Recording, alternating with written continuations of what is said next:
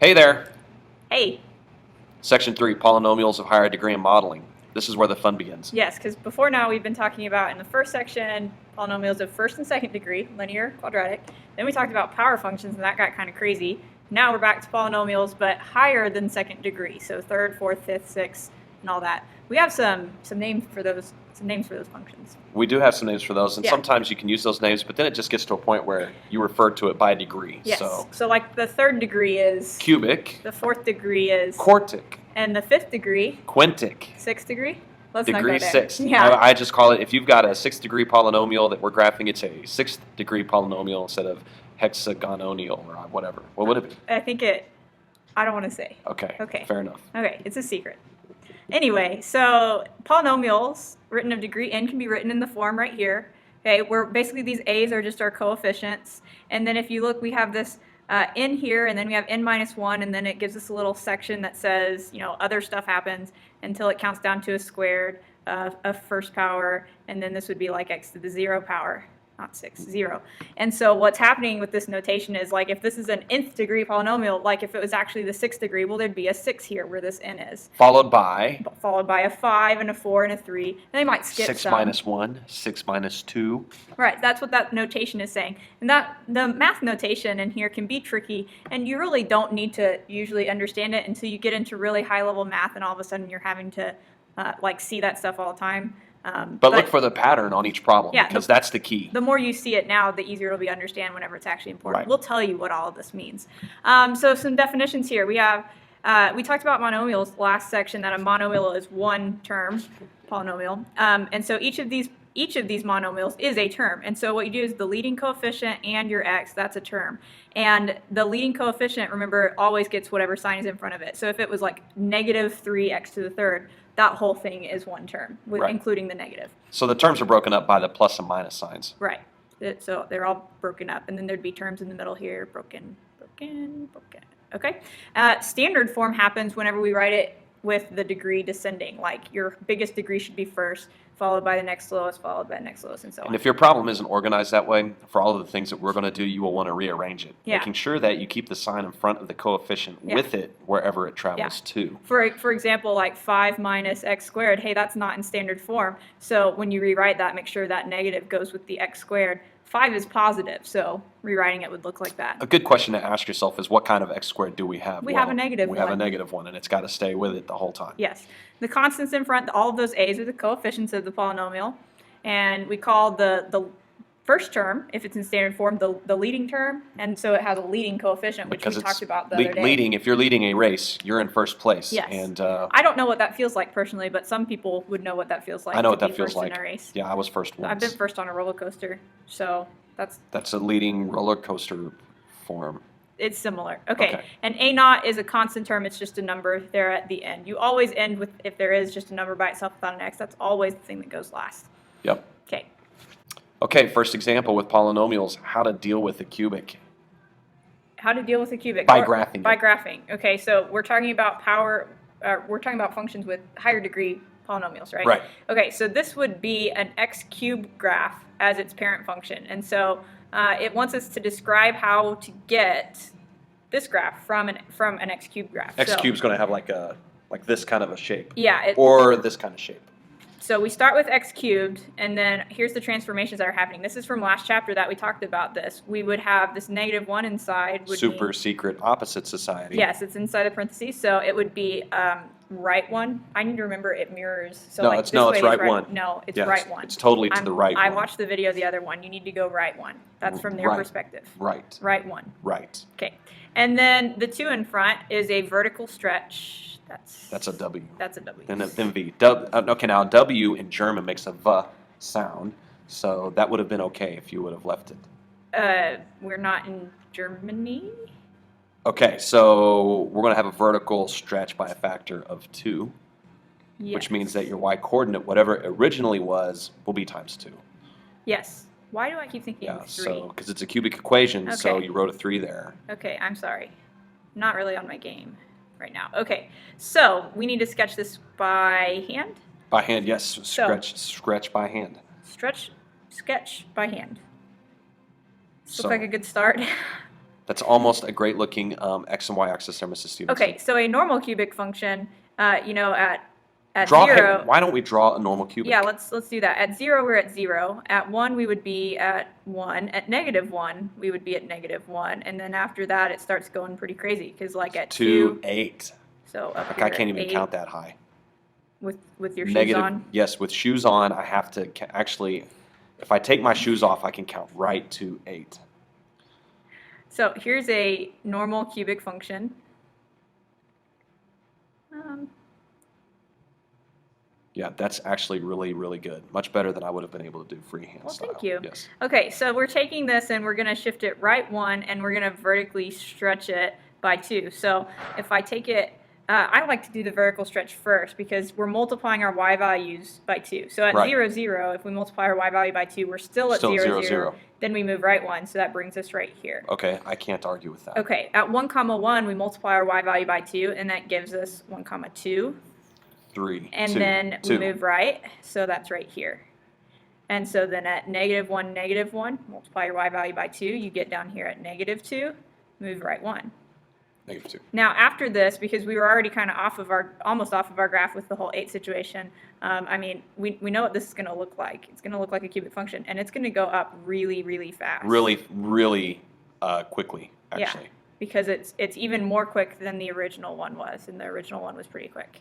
So now we want to Support with a grapher. Support with a grapher, which we will let you do at home on your own. We Yeah. will not show you that. You'll just, right here, just plug this in and see how close you got on your sketch. It should look very similar. But we can perform a y-intercept. Oh, right, compute the y-intercept. So to do that, you plug in a 0 where x is. Because the x-coordinate for the y-axis is 0. Right, absolutely. If I plug in 0 for x, I get -1 inside my parentheses. I cube -1, and that gives me -1. You keep saying it before I can count it out on my fingers. Why are you counting when you're multiplying? Because it's, I don't know. Hey, we actually did go through -2. Like, that was one of our points. Which means we did the problem so right. it looks good. Yeah.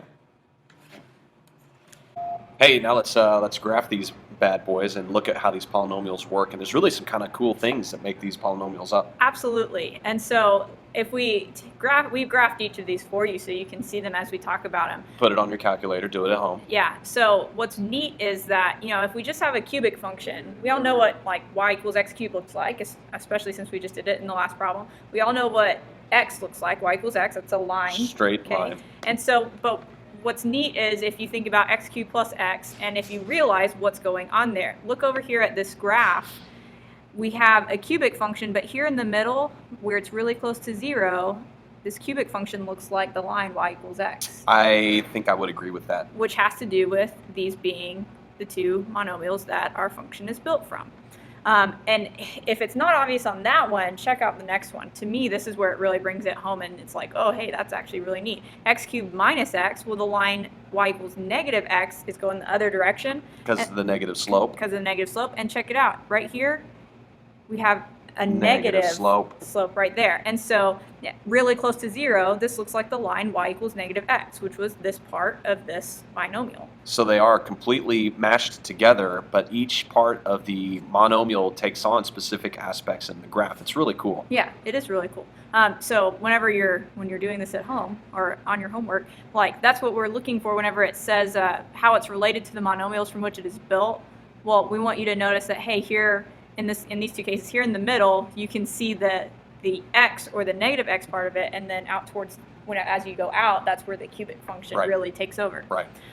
Some things that we can get from this, though, are what are called local extrema. And, you know, there's some debate on exactly 100% what local extrema is, but in this case, it's really evident. Yes. Local extrema is going to be a maximum y value or a minimum y value, or like a peak and a valley is what you're looking for. We're looking where the graph switches between increasing and decreasing, or vice versa. So on this first graph, that doesn't happen. This function is increasing the entire time. The whole time. And so this would not have any local extrema. So if it tells you to locate it and there aren't any, you need to say, hey, there's no local extrema. And in precalculus, we only care about the local ones, and so if you don't say local, that's fine. A global max or min is a little bit different, and you'll talk about that in calculus. The zeros on this graph, well, We could calculate it with our calculator, but this one's really easy to Really, see. it goes through the zero. Origin. The Zero, origin. zero. One thing too with the zero is you could actually see that used several different ways. This particular question asks for a zero. You could also be asked to find a root. You could also be asked to find an x-intercept. A solution, You maybe? could be asked to find a solution. All of these are the exact same thing. Root, zero, solution, x-intercept, all represent the exact same process. Is this how we want them to write it? 0 at x equals 0? That sounds perfect. That sounds great. So if the 0, if it had intersected somewhere else, you'd just say a 0 at blah, blah, blah. And you when talk you're about using your x value. calculator and you want to find where a graph crosses the x-axis, You go to second trace. second trace, and guess what? It's an option. Zero. Yeah. Zero is the option. You that you're find the looking for. zeros. And it does kind of like maxes and mins. It asks you for something below. Like it starting- asks you to start over here, and pick a point over here, and then And it stop. asks you to guess, and then it guesses in between. Right. So the next one we want to look at for the extrema. So we've got an extrema right there, a maximum. I wonder what Change that colors maximum on is. Oh, Get purple, yeah, purple. yeah, purple. There you go. Right here, this is a maximum because this is where the graph switches from increasing to decreasing. We don't have a calculator. I got a calculator right here. Hold on one second.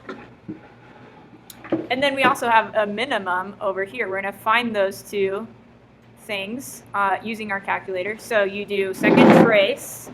Okay, first, Max. yeah, so I'm going to go for second trace for x cubed minus x. Oh, x cubed minus x. So there it is right there. There's our graph. And on the Inspire, you actually hit the menu Analyze button, and one of the things that you can pick is min or max. Yep. And so which one are we on, max? Whichever. So the maximum is going to be, occurs at, there we go, okay. Negative, it's all suspenseful, it's all very suspenseful. 0.577 is your x coordinate, You said negative, right? negative 0.577. Okay. And the y coordinate is 0.38. And on these kinds of questions, because it builds to AP, the AP coursework, we rounded 3 decimal places, and we would actually encourage you to not round to just truncated 3 decimal places so that you don't make a rounding error. So if I truncate this, that means cut off at 3 decimal places, so that'd actually be 0.384. 0.384. Okay, so I'll find the minimum. So the minimum then is, Also, I like having the whole point whenever you tell me a max and a min. Don't you like that? whole points Whole are point. fabulous. There's no confusion. Yeah. So we don't want you to be confused. Hey, guess what? What? I think it's going to be very similar. Oh, it's probably going to be positive 0.577 and negative 0.384. Is that That right? is 100% correct. You know how I knew that? How did you know that? Because this is an odd function. Son of a shut the front door. That didn't even make any sense that you just said that. That's How do crazy. those things go together? Well, they just come out. This is an odd function. Actually, the first one was as well. Because for one thing, both of our exponents here are odd. That's one way you can tell. And the other is we've got some symmetry about the origin. You can take what's in the first quadrant, rotate it around, it's in the third quadrant. in One both way you could do places. that is if you take your graph of your calculator and it's got this guy, and if you spin it upside down and it's the exact same graph, that's another way you can tell. Yeah. Just turn everything upside Turn down. everything upside down, it should be the exact same. We actually have 3 zeros here. Oh boy, 3 zeros. I know what one of them I think is. I know what all 3 of them are. I know one of them is when x equals 0. Just like last time. Yes. I would say the other 2 are at negative 1 and positive 1. I could not argue with that at all. And, it's pretty easy for us to look at this and, it's pretty clear. And also it'd be really easy for us to plug back in and check. But, on your calculator, it's usually not good enough to just guess. No, don't guess. And Yeah. don't ever just use trace either on your calculator. Actually not use the good 0 feature on your Yeah. calculator. Yep, second trace. Second trace on the 84s and menu analyze on the Inspires. Yep. Okay. Local extrema and zeros of polynomial functions. These are actually super critical things in calculus next year. Yeah, so it's this theorem that says a polynomial function of degree n has at most n minus 1 local extrema and at most n zeros. Right. So let's think about that. What that says. If we have a polynomial function with degree 3, then at most we have 3 zeros, 3 because that's what the zeros. degree is. Yeah, and at most we have 2 to local extrema. And if you think about what the graph of a cubic function, like check out this picture right here. This looks like a cubic function, right? And so look, it goes through 3 times, and that causes it to have a local max and a local min. Now, just a word of caution, just because you have a cubic function does not necessarily mean you will have 3 distinct places it will cross the x-axis. Right. And we'll talk more about that a lot. Just a super type. But at the most, like if you have a cubic function, you should never end up with 4 zeros. That is correct. That would be just ridiculously silly. And you'll always have at least 1. And yes, for a cubic, yes. For if it's cubic. odd, you should always have 1. Right. If it's even, not so much. For even functions, which what we mean by even is Hey, x to the 4th is an X to even the 4th, function yeah. because the degree is an even number. yeah, like so for those, then it may not go through. That is correct. Okay. That is correct. Okay, so back Now, to this guy. Leading term test for polynomial end behavior. You can look at any polynomial function that you Any? want to, any of them, any polynomial, All right. and you can use the leading term test to determine what the end behavior of your graph is. And so the way this works is that all of your functions that have an odd degree, okay, and when we say odd degree, that just means we're talking about the highest power in this case. The degree Okay, the degree of the thing. is an odd number. Okay, if it is an odd number and your coefficient is positive, it looks like a positive cubic function on its end behavior. A positive cubic function goes down and to the left, goes up and to the right. Every single odd and positive function you have will do the Has same to thing. have that shape. And then if it's got a negative coefficient, then that flips it across the x-axis, so it would go up to the left and down to the right. You don't have to graph it. You just know that Yeah. just from looking at the very first term. And we're not like super concerned with what's going on at the origin in this case Yeah. either. This is an end behavior deal, so it doesn't matter to us when x is 1 or 2 or 3. What matters to us is when x is like 5 jillion billion. Yeah, as it goes closer and closer to infinity. So for the even functions, if you have an even degree, then it actually looks like a parabola. They have like, this would be like a 2 arms up. an x to the 4th kind of thing Right. going on here, but like just think about a parabola. If you have a positive x squared, then your end behavior is up to the left and up to the right, and the same thing is true for any even degree. If you have a negative coefficient, then they would both point down and go to negative infinity. One thing that will help a little bit is when you imagine an odd behavior, an odd degree function, and you want to know end behavior, think of Saturday Night Fever and John Travolta as dancing. One arm up, one arm down. Like disco. Disco Yeah. dancing. For even behavior, you can always think about a football game, and whenever the home team scores the touchdown, the referee does hands up Yep, in behavior. yep. And what happens if you don't make it on 4th down? You're depressed and hands down. Ugh. And so that's one way you can think of end behavior for odd and even degrees. True, that is one way that you could think of it. So this example, what we're just going to do is we're just going to talk about the end behavior without graphing, because we're going to be that good and be able to do that. For the leading term test, all we do is we look at the term with the highest degree, right? So if they're in standard form, that's the first term. And that's easy if they're in standard form. Yeah, okay, so x cubed, what does that tell us the end behavior of the graph is? Well, the limit as x approaches, what's coming up next? Should we do negative? Negative infinity, Negative okay. infinity. The limit as x approaches negative infinity. In other words, as my x values Go to the go left. to the left, my y values go towards negative infinity. Okay, because this is a cubic function, so it has to have the end behavior of a cubic function. It's got to. Okay, so as you're going to the left, it's going down. As you're going to the right, So the limit then of f of x as x approaches positive infinity, and again, this is as a limit is equal to what your y value does. Yes. So as my x's go really big, my y values approach positive infinity. okay? And so this situation is like this very first picture right here, up there. So how about, do you want to go down or to the right? Let's go. Hey, whatever. Where are we going? Where are we going? Where are we I'm going? red. All right, red to the Oh, we that went. didn't help. Right. We went right. We went right. Red is right. They both start with r. Right. 3x to the 4th. I already know how this is going to go. Okay, tell me about it. Well, we've got a 4th degree polynomial here because do. that's the largest exponent on a variable, and so that means it has to represent a quadratic equation. Yeah, it's at very end similar. behavior. At its end behavior. So Yeah. the limit as x grows towards negative infinity, my y values approach positive infinity Because it's they're positive. pointing up. Positive coefficient here, a positive 3. Also, Yes. since the limit is, well, continuing on, before I Continuing get on. too much more tongue-tied, the limit of f of x as x approaches positive infinity will also be infinity because the y values are growing up, up, up, up, up, up, up, up, up, up, up. Yep, both directions. Yeah, All how right, about let's go down to the bottom left now. that? Bottom left, so we're going to look at this, it's odd. Yep. And the degree is The odd. degree is odd. And the reason I know, It's because it's an odd number. It's an odd number, and the largest number exponent is 3. So the limit as x approaches negative infinity is going to be positive infinity. Why? Because for this particular function, it represents x cubed on its very extreme ends. But not only x cubed, since the leading coefficient is negative, it's x cubed over the x-axis. Yes. And so what happens is, as we go to negative infinity, our graph is actually growing up towards positive infinity for the y values. Right. And as we go towards positive infinity, our y value should be going down towards negative infinity. I agree. Same thing is going to happen now with x to the fourth. So again, it's just like 3x to the fourth. It's a fourth degree polynomial. It's an even degree polynomial, so we're going to have the shape where both of the sides do the exact same thing. Right. At the end we have behavior. that symmetry on the y-axis. Symmetry on y-axis. And so for this particular guy, as x goes to negative infinity, my graph is actually falling now towards negative infinity for the y values. Why is it falling? Because the negative in the front flips our graph from up above the x-axis to below the x-axis. Right.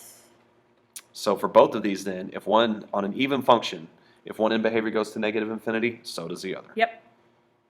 Okay. All right, so let's graph one of these bad boys and find the Graph? zeros. Oh, wait. No, we can do this algebraic. Yeah! Algebraic. And can you graph it? Yes, graph it and double check. But guess what? On your AP exam, Sometimes you don't have that graphing calculator there to tell you what the zeros are. got to be able to do it by hand. So on these, if it doesn't specify which way to find the zeros, check and see if you think you can find them yourself without the calculator first. Always, always. And then if you can't figure it out, you can try your calculator. Right. If on your calculator though, it ends up giving you like nice numbers like 1, 2, 3, -5, An then integer or you something could like have that. done it Yeah. algebraically. So let's factor. Let's do. What's in each piece? There is an x in every single one of these, so let's take Pull out that bad x. boy out. Yeah. That leaves us with x squared plus x minus 6. Okay, so we've factored out an x, and we can factor again now. Yes, inside the parentheses, it's going to factor to plus 3 minus 2. Okay, and just, it may have been a while since they factored, so let's just remind them. And I hate to bring it up, but factoring, It's kind of a big deal. Yeah, I know you don't like it, but gosh, it's around just a super bunch. Yeah, it's pretty stinking important. So you figure out what multiplies together to give you -6 that will add to get you a positive 1. X. And so you have very limited choices with -6, and so you end up realizing it's 3 and 2. The 3 has to be positive to give us positive 1. All right, so once we have it all factored out, and so the way you know you have it all factored out is we've got x to the first, x to the first, and x to the first, is to find the zeros, we're actually literally saying, hey, where does this equal 0? They all equal, yeah. Where does it equal 0? That's what we want to know. And so to figure that out, there's actually 3 answers to this. There's where does this piece equal 0? Oh, but wait though. What? The reason you're doing this is because 0 times anything at all Is 0. is 0. So, and we've got 3 numbers multiplying together Right. that make a 0. right. So one of them has to be. One of them has to be. Either it's the x, or the x plus 3, or the x minus 2. But do we know for sure which one? We don't, so we have to set gotta- them all we equal gotta to do 0. them all. These are pretty easy to solve, and so I don't even know that I would expect you to write this step out if you need to. Do it on the notes so that whenever you're looking back, Yep. you can tell what you did. Yep. But x equals 0, hey, that's definitely He's done. a 0. But otherwise, we've got x equals -3 and x equals +2 as our other 2 zeros. Bingo, bango, bongo. Finding zeros. Hey, guess what, kids? You'll never guess. Go ahead, try. Are you talking to me? Yeah, 'Cause, kids. You're younger than me. Make sure you're a thank kid. you. What? We're going to find more zeros. More zeros. By hand. By hand. Again. Okay, so we can factor out an x to start off with here. I think that'd be a good way to go, don't you? I mean, you could probably factor out a square root of 79/8, but it wouldn't help. Right. Right. Okay, so now the thing is, I think we want to remind them how to do this right here, how to factor this. And there's a couple different ways that you can do it. You Yeah. get to stick with the way that works best for you. You can always guess and check, which can sometimes be really difficult. Yep. So which way are you going to show them? I'd like to show them slide and divide. Excellent. Not one of my personal choices, actually. Really? But, yeah. What do you normally pick? I do that cool square thing. Perhaps we could trade off and show both ways. Okay, so All right. slide and divide is where you slide what's in front over to the last number so that you end up with x squared minus x. You multiply these. 3 times -2 is -6. That's the slide part. You factor like you normally would. So this actually is very similar to what the last one was, but with a -3 and a +2. And then at the end, you have to do the divide part because it's called slide and divide. You divide both of these numbers by whatever we slid at the beginning. And so if it does reduce, you reduce it. Like, so this is x minus 1. If it doesn't reduce or doesn't reduce completely and you end up with a fraction, you move the bottom of the fraction in front of your x. So this would be 3x plus 2. So that's how you would factor 3x squared minus x using slide and divide. So, and slide divide is great. It's not my personal one. So what I would do is I make... You might want to write over there because you I tend do to cut that off whenever you... I do the box method. Okay, you're fine.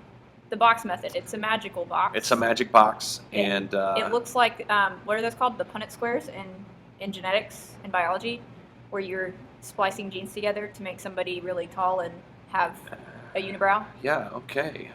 So we're going to take 3x squared and put it here. I have no idea what she was just talking about. Something j, and we're going to put -2 here, and then we're just going to say, hey, 3x squared times -2. What would that be? -6x squared. And it would be -6x squared. So we go, hey, what times what is -6? That adds up to -1. And guess what? It's going to be -3x and +2x. And so now we just factor out on the top row, factor out the greatest common factor on the top and bottom row, and that's going to be a 3x. And on the bottom, it's going to be a 2. So hey, check it out. We match. Because that's 3x plus 2. 3x plus 2. The other way that we could do it, then to get our other piece, we factor out up and down. And so this guy, the greatest common factor from this is just going to be x. And look, a negative sign and a negative sign make a -1. Because that's the biggest number I can get out of both of those. So I end up with the exact same thing. Yes. Either way you want to do it. Either way you want to do it. And if one of those ways is confusing to you, by all means, don't do it. Yeah. So now we've successfully figured out what it is when we factor it. We have x in front still, and then we need x minus 1, 3x plus 2. We need to find the zeros, which means we still have to set these equal to 0 and solve. Well, the first one's easy. We have x equals 0. The second one's easy. X minus 1 equals 0 means x equals +1. Easy peasy lemon squeezy. Yes. And then 3x plus 2 equals 0. We'd have to subtract the 2 over and divide by 3. And if you can do that in your head, that's fine. That's a reasonable thing to be able to do in your head. So x equals -2/3 on that last one. And there's all your zeros, and that's, it took us a little while longer, but we factored twice. Yeah, we showed you 2 ways. So whichever way you choose, do it that way. Multiplicity. Multiplicity is a fun thing. And confusing potentially at times. It could be. So multiplicity is talking about that whenever we factor, like in the last couple examples, and we're getting a 0, sometimes you can factor and end up with the same factor more than once. That'd be multiples of the same factor. It'd be multiples of the same factor. Like we could, if we had factored something, we could have ended up with something like x minus 3 times x minus 3 times x minus 3, which, by the way, we could have written as x minus 3 cubed, right? 3 of them puppies. Okay, but the whole point of this is if I set each part of this equal to 0, I get the answer of x equals +3. Every time. And so that's 3 times, right? Yeah, but it only crosses it once at That's 3. what we call a multiplicity of 3. And so whenever you factor and you end up with an answer more than once, however many times you end up with it, that's the multiplicity. If what you get is an odd number, an odd multiplicity means the graph crosses the x-axis at that 0, and even multiplicity means the graph touches the x-axis at that point, but then it bounces back up or bounces down. It doesn't actually go through at that point. I think a better definition to work with is the bounce part. I think the touch can be... Okay, so... I think bounce is a great way to describe that. Bounces off. It bounces off, and it bounces in the direction that... it bounces on the side of the x-axis you were already on. Yeah. So if you were up and it bounces back up. So let's look at an example of this. We are going to state the degree and list the zeros of this function, state the multiplicity, and whether or not the graph crosses or touches the x-axis at the x-intercept. Sketch the graph by hand. Easy for Mrs. Stevenson to read. Yes. Okay, so the degree of this right here, f of x equals, they've already factored it for us, which, hey, that's good because this would have been tough to factor ourselves. Yeah, yikes. Okay, so our degree is, we've got a cubed, which if we multiplied this out would give us an x cubed. X cubed. And then if we multiplied that with this, which is going to give us a highest degree of x squared, and we put those together. And multiply them like it's saying to do. X to the third times x to the second is x to the fifth. Add exponents when multiplying. Okay, so this is a fifth degree polynomial. All right, list the zeros of the function. Well, Easy peasy. this first part, x plus 1 equals 0, means I have a 0 at negative 1. The second part X minus 2. means I have 1 at x equals positive 2. You might notice the super secret opposite society is out in strength today. Right, right. If I set x plus 1 equal to 0, I always have to change the sign whenever I move it over. So if you remember, hey, parentheses means do the opposite, you're good to go. Now, the multiplicity is whatever this exponent is. The 0 of x equals negative 1 has a multiplicity of 3 because it happens 3 times. So if it's a multiplicity of 3, that means that it crosses The at x-axis one time when the x-coordinate is negative 1. Yeah. For the second 0, x equals 2, then we have an even multiplicity. We have a multiplicity of 2, which means that it touches or bounces. Or not crosses. That's, Touches, bounces. Touch, bounce, Touches no is cross. a little bit more mathematical, actually, I guess. Like, books use the word touch. Okay. So, I mean, it's whatever, though. Let's sketch. Yeah, let's not do the whole you're not touching me fiasco again. That's a limit. Yes. Okay, so we need to graph this. And this is a sketch using what we know. Okay, so let me make some tick marks. One thing we know is that it's odd, which means that in behavior is going to match that of x cubed. Yeah, it's a fifth degree polynomial. So it looks to me like also it would be a positive leading coefficient. I believe it also would be a positive Since coefficient. there's nothing in front of our x's, we'd basically end up with an x to the fifth without if we anything in multiplied front it all of it. out. That is correct. So we know that at the end of our function, we should be pointing down on the left and up on the right when it's all said and done. Now to figure out the squiggles in the middle, we go over here to our zeros. We know it Speaking of squiggles. crosses at negative 1. Right. And we know that it touches at 2. Right. Okay, so if I cross the x-axis here, and I know that I'm going down and to the left. I think that is a totally appropriate left-hand side for this Yeah. graph. We could go ahead, just to be a little picky, we could go ahead and find the y-intercept real quick by putting zeros here. We'd get 1 cubed times negative 2 squared. 4. I didn't even have to take my shoes off to count that. That's great. You're really improving. So we would go all the way up here, like this crosses at 4, and then it has to come back down at some point so that we can touch and then start going back up. See how it touched but didn't go through on that point? Bounced it right off the old x-axis there, and we don't know where the maximum occurs 100%. Like, we can make a good educated guess, but that's not what we're really interested in right now with this particular problem. Yeah. So that's a rough sketch. Now, if you graph it by hand, because we might as well graph it by hand and see how close we are, then that's a great way to check yourself. If it Graph says, it by calculator. Yeah. If it says sketch by hand, by all means check it with your calculator. Yes. But there you go. That's a rough sketch. Hello there. Hello indeed. So, finding zeros. I'm going to really keep going Yeah, sure, after might as that well. start. Okay. Finding zeros, but now doing it on a calculator because Mrs. Stevenson over here, Fancy Pants Stevenson, could probably factor this guy. I can't. I honestly can't. I'm going to tell you straight up. Well, I don't want to, is really the more important thing. What we would do is we'd stick this into the calculator. The way you know that this is probably a calculator situation, for one thing, the decimals are a pretty good indication. Normally with decimals and fractions, factoring is not a very good idea.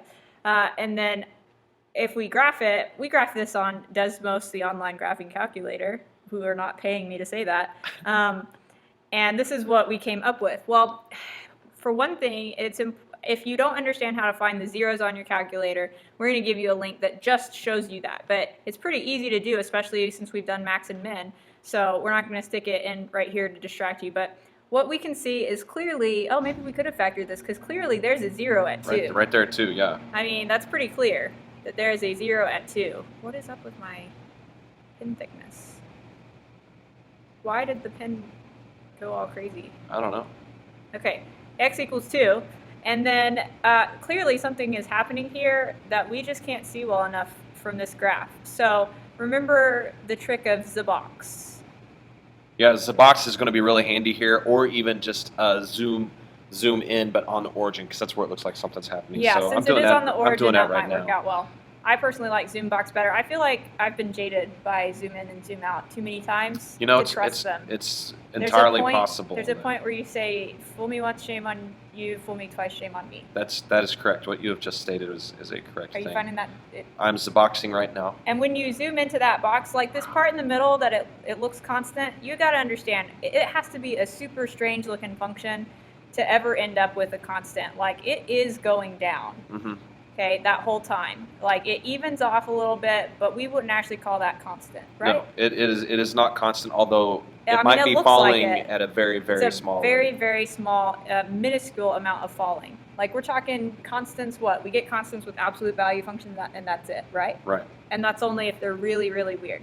So, are you gonna find that zero? I'm working on it. Find the zero? Yep. Are you gonna find the zero? Yep.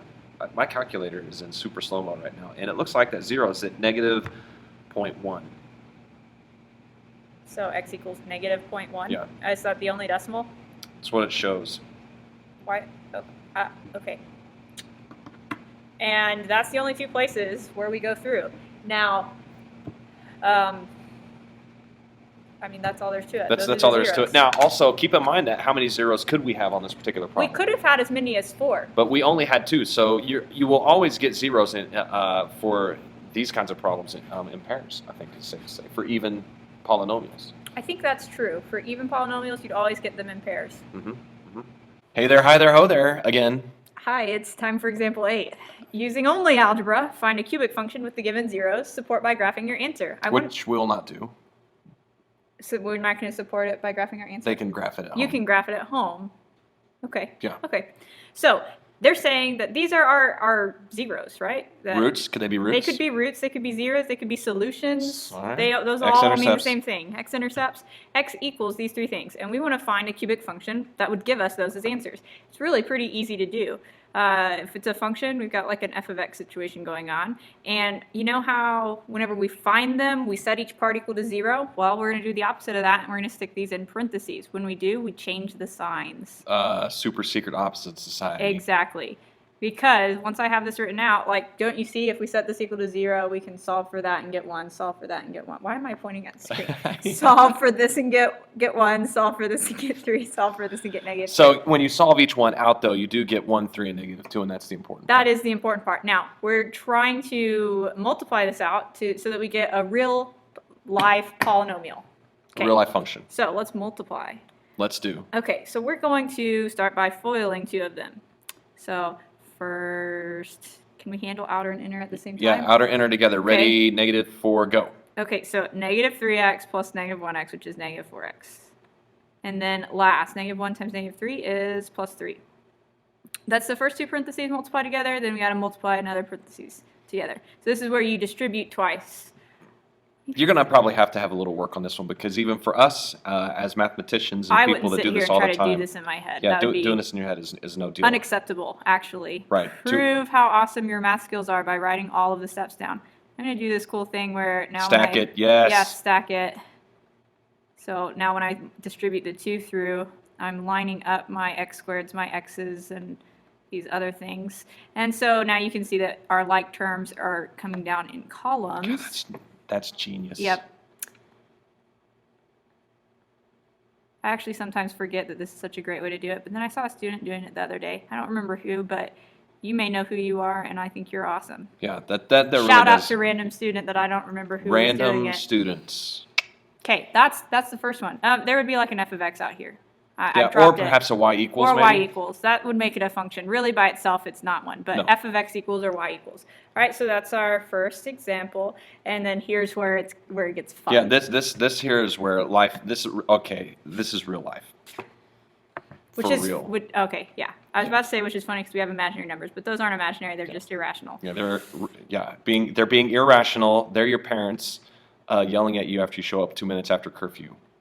Being irrational. Whose side are you on? What I meant to say was, what you want to do is, it actually will help on this if you write down exactly what's going on. So Mrs. Stevenson has already started. And with the radicals in there, you need to write it out. So x minus, and then put your parenthesis in there, and what your number is, 2 plus the square root of 3.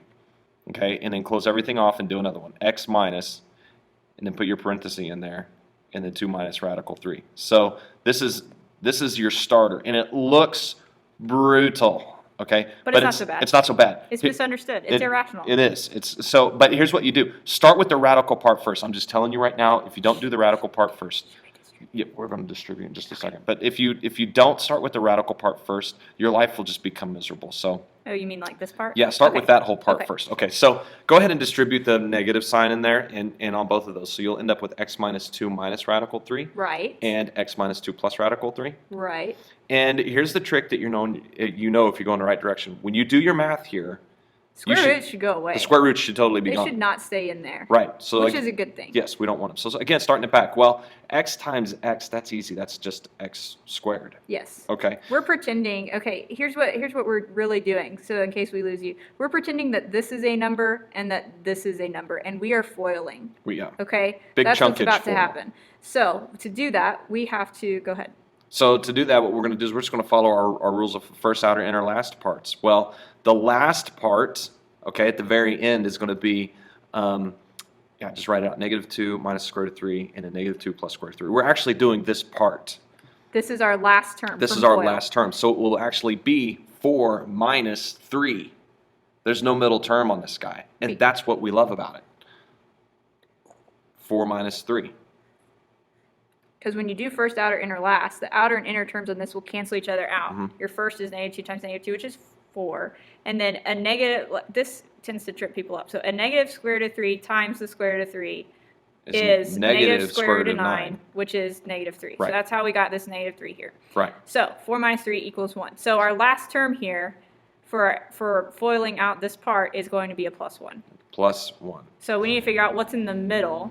And so when you do FOIL and you do outer and inner, you always end up adding those together because they're always like terms. Right. So, and there's always an x with it. Right. So we need to add together these two numbers so that we can get those outer and inner terms added together. Right. So what we're doing is negative 2 minus square root of 3 plus negative 2 plus root 3. Okay, and so our square roots go away. Negative 2 plus negative 2 is negative 4. And then x. And then we put an x with it. So that's that all worked out. And so the key thing is that you multiply them together. Yes. And that you add them together. Yes. And that tells you those two numbers that go in there. And if you end up with radicals in there, you screwed up. You've got a mistake. And we showed you, this is like a little trick that we just showed you. So this is going to be a little uncomfortable to watch the first time. You may need to watch this particular part a couple times to see what we're doing. But I'm telling you, once you have this trick figured out, life is grand. Oh, super grand. It's It's like a holiday. Chocolate and peanut butter. So let's finish distributing? Yeah, let's do. So Okay. now we're just going to wrap this problem up by distributing through again. And if you go ahead and stack these guys like we did in green just a minute ago, everything lines up just 100% perfectamente. Also notice that there's no radicals at all left in our problem. They're gone. They left after step number 1. So if there's a radical left in there somewhere, you've got a little whoops that needs to be. A little bit of a whoopsie Yeah, daisy. just go check your math and make sure. So there you go. And then put that f of x right there. Or y. Or y. And that's it right there. Bingo, bango, bongo. Yep. Yep. Yep, yep. Yep, yep. Yep, yep, yep. Okay, intermediate value theorem. This is a biggie. This is a really, really important theorem, and this is baby step number 1 of this theorem. There's all kinds of intermediate value theorem corollaries. A lot of them you're going to talk about next year. Yeah, but we're going to talk about this part of the intermediate value theorem, this part right here. So it says if a and b are real numbers with a is less than b, so that means a is a smaller number than b. Right. And if f is continuous on the interval from a to b. In other words, when you put your pencil down and you start to draw this graph, you never pick your pencil up from a to b. Right. Then f takes on every value between f of a and f of b. Okay, f of a is the y value at a, f of b is the y value of b. So, in other words, if y naught is between f of a and f of b, then y naught equals f of c for some number c in A to B. So that's the part where I think it gets confusing. It's really fancy stuff in there, but basically what we're saying is if you take one x value to start and one x value to stop, that you will get a unique y value for every x value in between. Right, because it's continuous. Because it's a continuous function. And so what that is really important, what's really important about that is this next part. If f of a and f of b have opposite signs, so if like in this graph, one y coordinate is negative and the next one is positive, then at some point between a and b, you have to have a 0. You have to. It has to cross the x-axis and give us a 0 root or solution. It has to do that. So here's what that lets us do, kind of. Let's give. I'm going to try this and see if you follow what I'm saying. Like, okay, if we know it's a continuous function, and they tell us we've got like 2, -5, and 7. 3. I was actually going to go with 3, and then I switched to 6. How weird is that? Yeah, okay? it's really weird. Okay, so let's say that they tell us we've got some random function. It's continuous between 2 and 7, and these 2 points go through it. We know because this is a negative and because this is a positive, we know somewhere between there is a 0. It crosses the x-axis. It crosses the x-axis. So, do we know exactly where? We don't know exactly where. We don't know. But let's think about, let's just graph it really quick. 3, 4, 5, 6, 7. 1, 2, 3, 4, 5. 1, 2, 3, 4, 5, 6. So 2, -5 is down here. 7, 6 is up here. So doesn't that make sense that if this is a continuous curve between these points, it doesn't matter what it looks like. It could be all sorts of squiggly. It could bounce 5 times. Yeah, and it could even go through more than once, right? Sure. But we're guaranteed it has to have at least one 0. One. And it could be like a straight line. Oh, look. Well, that's not really a straight line, but a kind of straight line. You know, that went through once. Or it could go up and down. Who knows? But we know it goes through at least once. Intermediate value theorem. The intermediate value theorem, also known as IVT. I don't Yeah. know, is it known as that? It is now. It is now, IVT. Yeah, the IVT.